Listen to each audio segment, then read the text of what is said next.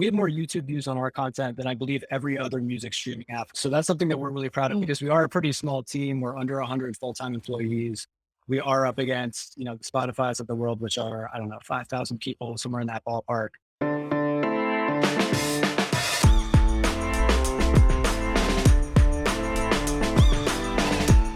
So competition is pretty fierce in mobile app and game marketing, right? It's kind of tough out there. You've got it tough out there, right?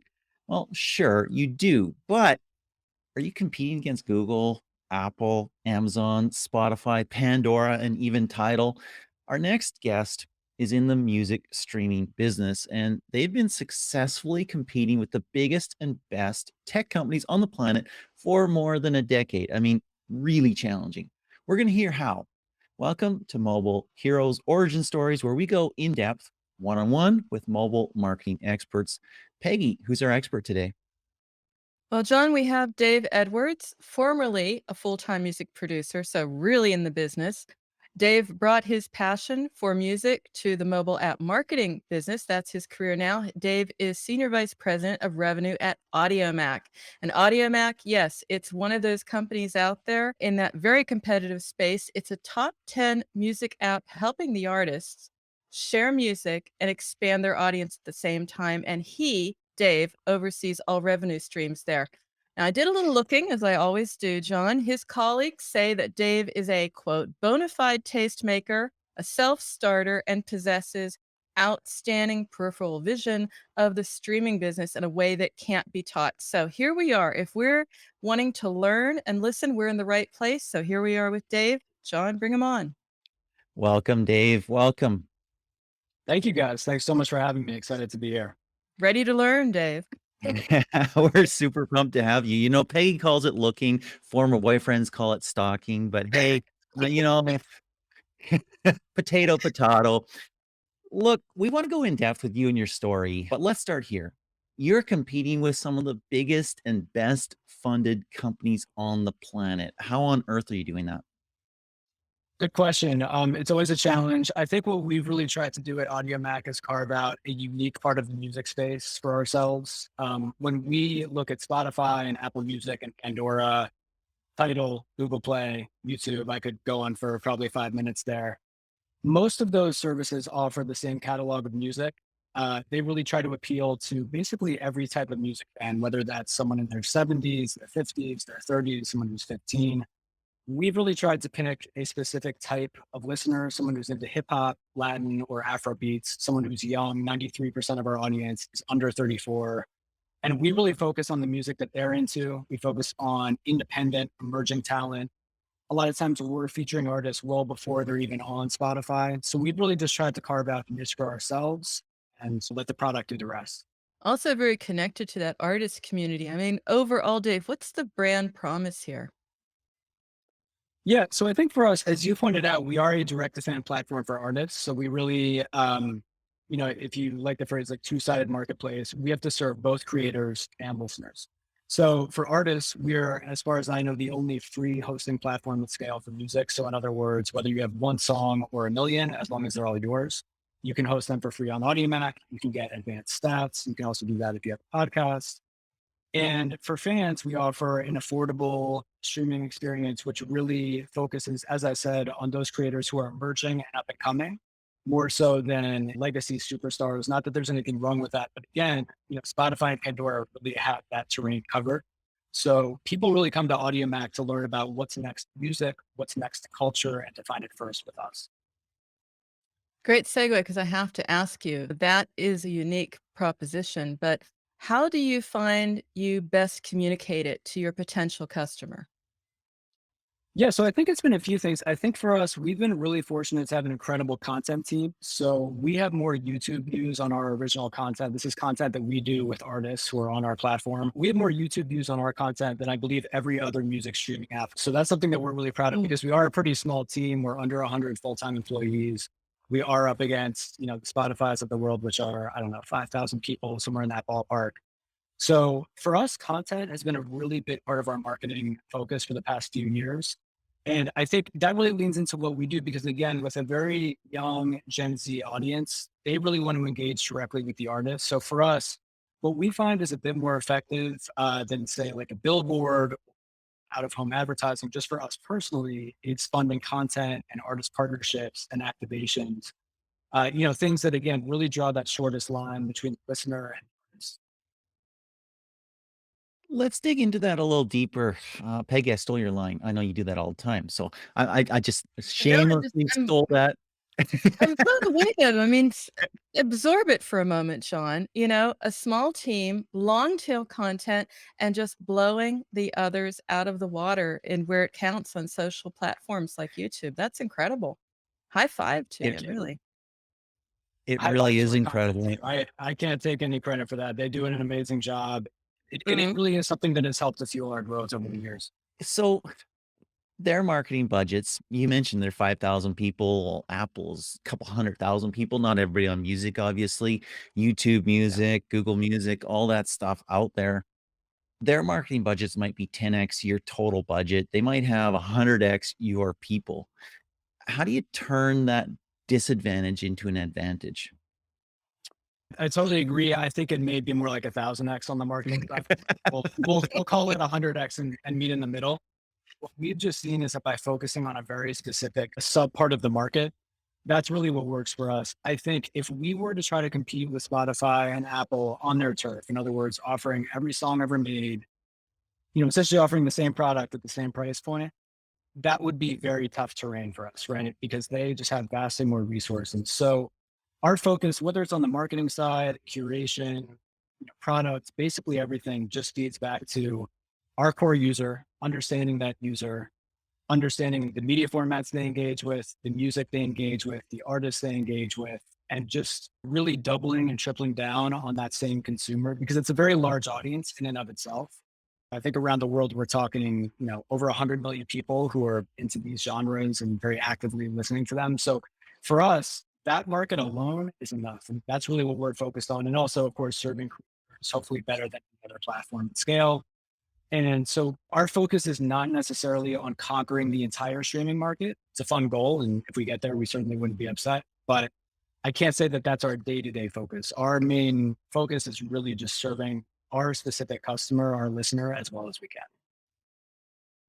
Peggy, that's super interesting, actually, right? I mean, because it's Mhm. relevant to many of the gaming industry professionals that we talk to and many others in mobile, defining your market, defining your customer. How can you define it in such a way that's real? There's a market there, there's a segment of people there that you can serve, but is different than those giant studios with billions of dollars. It's also great to see not everybody wants to own the world, John? Isn't there a song about that? Exactly. I'm thinking, he just wants to do his thing. And if it goes really well, that's really great. But that's exactly it. It's that focus. And Yeah. I want to talk about focus of another kind, and that's being very clear about how you monetize. Now, you monetize via ads. Just help us understand here your strategy. How are you doing that? How are you maximizing the revenue? Yeah. So in our ad supported tier, we do have both. We have a premium tier at $4.99 per month in the US, and then that scales depending on the geo. But yes, most of our revenue does come from ads. So for us, again, it ties back to the same point of understanding our user, right, who is typically about 20 years old. They really lean into interactivity. So interactive video, interactive audio. Today, we're actually launching our first interactive video campaign with McDonald's here in the States. So we really try to lean into these formats that are a bit atypical. They're high impact because if you think about what this generation knows and what they're used to and just their kind of language, that's what it is. It's short attention span, high impact, full screen. When you think about TikTok, Instagram, non-music apps where they're spending a lot of their time, if they're not listening to music, that's the format they know. So we try to meet them where they are, and I think, that's something that regardless of what your audience is, whether your users are in their 70s, whether it's all across the board, whether they're 18, I think understanding your user and tailoring your ad journey to them is really, really important and not just taking a one size fits all approach and just, cramming ads into the app. I want to follow up on that briefly because I read your blog post, your Mobile Heroes blog post, and you said, hey, yeah, we're an audio streaming app and we do video ads. Talk about that, how that works, how you came upon that realization, and why that makes sense. Sure. So our co-founders, both of our founders, Dave, also both named Dave Mackley and Dave Ponce, they both actually had a background in not just ad sales, but specifically within the video space. So they knew that space really well before coming to Audiomack, before founding Audiomack. So that was just, it was kind of a natural place for us to start. But the other part of it for us was when we talk to most people who are, 17, 18, 22 years old, they just prefer video as a format over audio. I do think there are some exceptions, but kind of across the board, we just saw a better audience for video with our users. So we chose to start there. And to your point, it was probably a very atypical way to go. When I talk to media agencies, explain that we just launched audio about a year ago, they're usually very surprised, but it's worked out well for us. Something else you're doing that's a little bit atypical is you would imagine for your Gen Z audience, you would imagine that app tracking, transparency, you'd imagine they're not too fond of that. But you have a massive 60% opt-in rate. I mean, how does that happen? So I would say a couple of things. I think the first thing I would say is that we've managed to build trust over the years with our users. We do not sell users data. As a publisher that's achieved a certain scale, I know we've certainly been approached by certain companies to do that. I know some apps do that, some don't, and we just never have. It would have been kind of quick and easy money, but it just did not sit right with us. And I think over the long term, that actually has really benefited us. We traded some short-term gain for a much larger long-term one. And I think our users understand why we have ads. We really are very direct about explaining in the ATT prompt. But the reason we have ads is so that we can pay artists. We do have a marginal cost to our business where every time you stream a song, we have to pay an artist or a label or both. So I think users understand that if you explain it to them. And that was a huge part of our strategy, was just being very transparent. We don't sell your data. Here's why we have ads. And we were able to get a really strong opt-in rate. I want to ask a little bit about how it works. And it's kind of interesting, Peggy, because we've been dealing largely with marketers and advertisers who are buying ads. And now, over the past couple months, we're getting a few more on, hey, the publisher side who are offering space for those ads. And I didn't see an advertise with us link on Audiomack. So I was wondering, I guess you enable programmatic access to your inventory. What are some of the upsides and downsides of that? And how do you maintain the quality of what kinds of ads you want to offer and how they get offered in that scenario? Sure. So we have both programmatic and direct offerings. A lot of them overlap. They each have their advantages, right? So with direct, you have a bit more, you're obviously interfacing directly with the client. You can really tailor things to their needs, but it requires a lot of time, right? You have to send IOs, you have to manage the insertion of the ads, you have to send reporting, you have to do accounting, invoicing. Programmatic is more turnkey. So I think we prefer a mix of both. I think the one challenge that we do sometimes have on the programmatic side is you have less control, both over the advertiser and the ad creative. So as anyone who has a mobile app with ads knows, sometimes you get ads that you're just not happy with coming into the app. And so we have to really, be on alert kind of at all times to make sure that we don't have ads that are either upsetting to a user, impacting retention, crashing the app, all of those types of things. So those are things you do need to watch out for on the non-direct side, but I think there's a place for both. It's interesting in the formats, podcasting platforms are very hot, audio advertising formats, very hot. What are some learnings that a podcasting platform could take from that, what you're talking about with your inventory, with your approach to monetization? Yeah, I think the main thing that would come to mind for me is maybe interactive audio. That's a format that we piloted with a number of clients last year that we've really seen resonate well with our users. In our case, that is a user being able to shake their device to interact with the ad. So it'll actually take them to a web page if you shake your device during the ad. So that's been a big one for us. Yeah, to your point, audio is very hot right now. So we are at this point leaning more into audio. But again, I think it really depends on that listener, right? If you're a podcast platform, maybe you're serving kind of all types of listeners. But if you are only hosting, a podcast that leans younger, you may want to think about more interactive formats. You might want to maybe lean away from that if you cater to an older audience or via targeting for specific audiences, on the same platform. So I think it's a very exciting time for audio.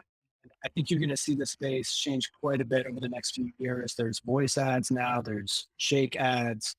I'm sure as we move into, augmented reality, they'll figure out how to do like blink to click through this ad or something crazy, but we're not quite there yet. But I think It's an area that's seeing a lot of investment. I think agencies are really finally seeing the value in audio in addition to video and display.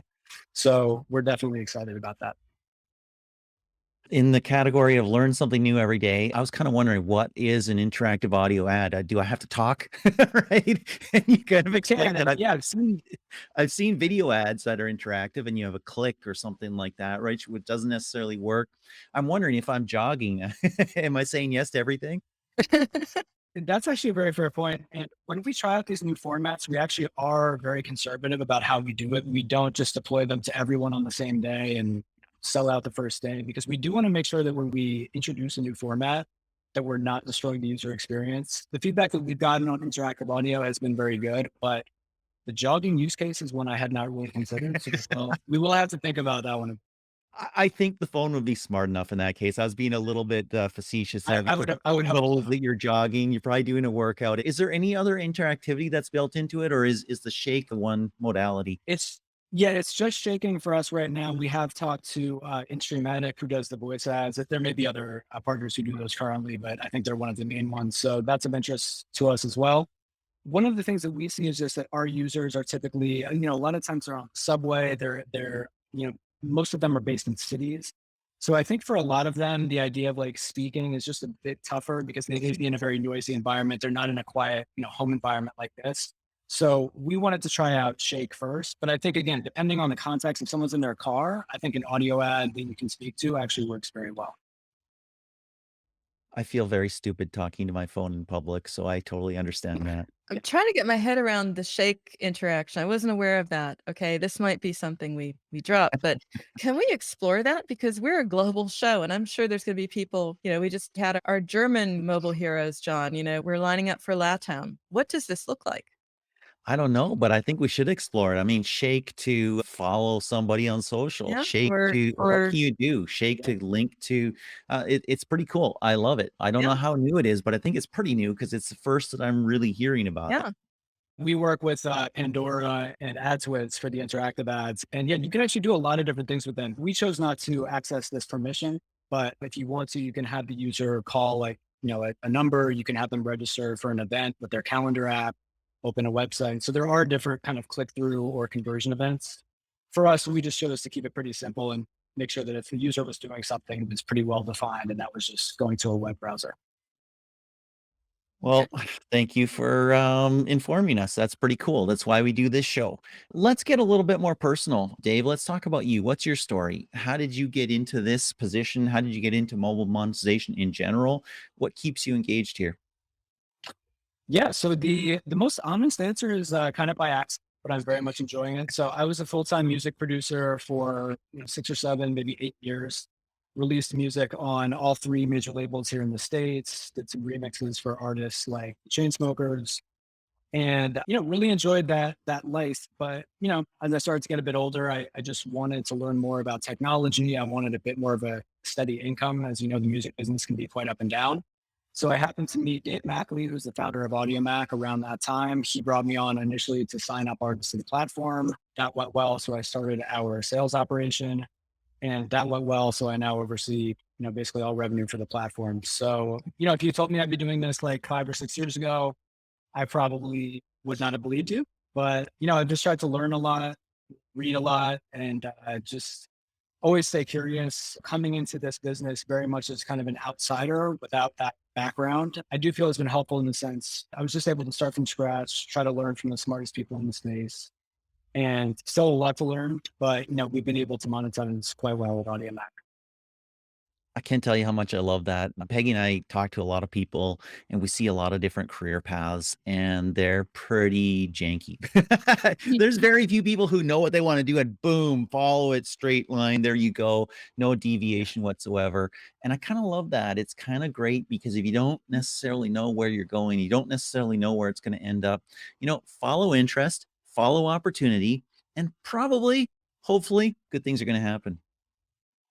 Yeah, I totally agree. And I think, something I've learned as I've gotten a bit older that I don't think I understood when I was like in my 20s is that it's good to be flexible. I mean, there is something to be said for, if you're like that 14-year-old who knows that he wants to build some huge app and just relentlessly focuses on that for 15 years. I definitely respect that. But I do think there's something good to being flexible, seeing how the world is changing, seeing how you might be able to fit into where things are going more so than you would have in the past. I think one of the things that I think about a lot is that the music business has gotten a lot tougher for artists, to be frank. It's easier than ever to make music. There's more competition on streaming platforms than ever. So for me, part of it was just kind of seeing what was happening and saying, I'm not sure I'm going to be able to really thrive as an artist. I might want to take a different path here. And I'm grateful that I made that decision for sure. I just think we have to also note, John, that what he's also doing, what I love about your career is that you're helping other artists thrive and Yeah. you understand their side of the business. So it's bringing that to Audiomack, which is how you're making it possible. You know, you're saying we're taking in money, but we're making the music and the entertainment possible in the first place. So there's seeing it from both sides. We do have to be wrapping up, and we always ask our guests 3 tips or top takeaways, and yours is, of course, from your vantage point. So tell us, Dave, what are your top 3 tips for mobile app publishers who want to maximize their revenue? Sure. So I think the first one is this, and I've said this before, but know who your users are. I know it sounds obvious, but I think that understanding the demographic we're trying to cater to or multiple demographics is really key. If you are an app that doesn't have as unique a user base as we do, just in the sense that we're very focused, right? 93% under 34 is not very typical, I think.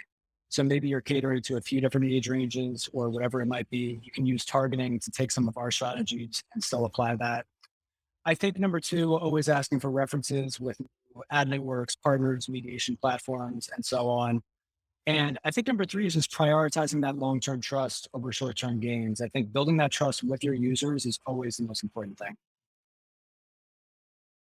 Wonderful, wonderful. Well, Dave, it has been a real pleasure to chat with you. It's been a pleasure to see some of your musical instruments in the background there. A little blurred out via AI, but hey, we can see it. That's pretty awesome. Thank you so much for taking this time. Thank you for having me. Great to be here. Plus one here, John. It was great to have you on the show, Dave. Great to hear what you've been doing and what you've been learning and that you share it with us. And of course, that's what it's all about, sharing your learnings. So that's why we have our mobile heroes on the podcast. If you think you're a mobile hero, you have a great story, then connect with us. We'll set you up with your own show. Until then, I'm Peggy Ann Saltz. And I'm John Katsir. Have a great day. And thanks again, Dave.